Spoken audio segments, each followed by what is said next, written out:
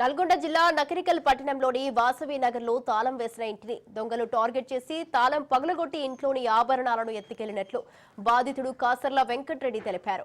నకరికల్ మండలం చందుపట్ల గ్రామంలోని 7 ట్రాక్టర్ల బ్యాటరీలు దొంగలు అపహరించినట్లు బాధిత రైతులు తెలిపారు. గత 3 రోజుల నుండి నకరికల్ దుండగుల మండల వ్యాప్తంగా దొంగలు హల్చల్ చేస్తున్నారని బాధితులు తెలిపారు. ఇక పోలీసులు దొంగల బారి నుండి కాపాడాలని కోరుతున్నారు.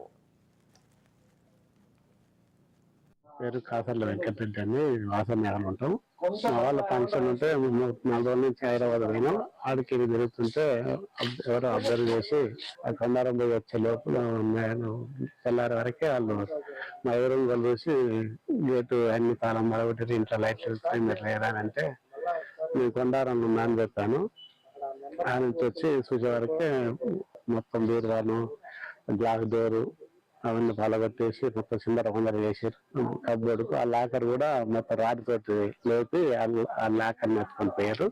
ఆ లాకర్ లో కేజీ పైన వెండి ఉన్నది. 9 తులాల పుస్తల తాడు, చెవుల రింగులు, 1 తులం మ్యాంకులు ఉంటాయి. అవే అన్ని ఎత్తుకపోయారు.